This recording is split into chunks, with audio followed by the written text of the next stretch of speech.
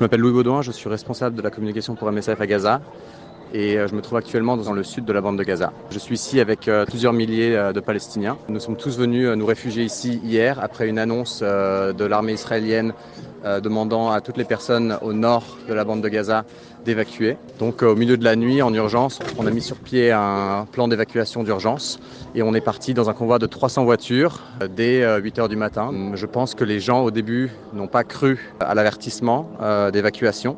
Et c'est pour ça que dans la matinée, il n'y avait pas grand monde. Mais très très vite, les voitures ont commencé à affluer toute la journée jusqu'à ce qu'il n'y ait plus de place pour les voitures. À ce moment-là, les gens ont continué de venir à pied en se garant en dehors de la base avec des matelas, un peu de nourriture, un peu de vêtements, mais pas beaucoup de bagages parce que tout le monde est vraiment parti en urgence.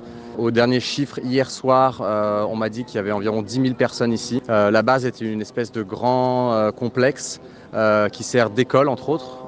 Il y a peut-être une dizaine de bâtiments de différentes tailles.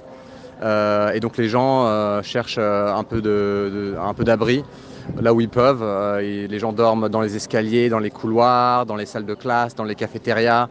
Il y a vraiment des gens partout qui mettent leur matelas ou juste une couverture à même le sol. Il y a des gens qui viennent d'un peu partout, surtout du nord évidemment, les zones qui ont été évacuées, donc Gaza City, Beit Hanoun, mais aussi des gens qui viennent de Khan Younis, qui pensent que qu'ils sont plus en sécurité ici. Les gens sont venus ici pour chercher un peu de sécurité, mais ils ont toujours peur, ils se demandent ce qui va se passer. Les gens viennent souvent nous voir pour nous demander si on a des informations, mais on n'en a pas non plus. On ne sait pas si ça va continuer à bombarder proche d'ici ou loin d'ici. On a entendu quelques bombes tomber hier, moins qu'à Gaza City, c'est certain.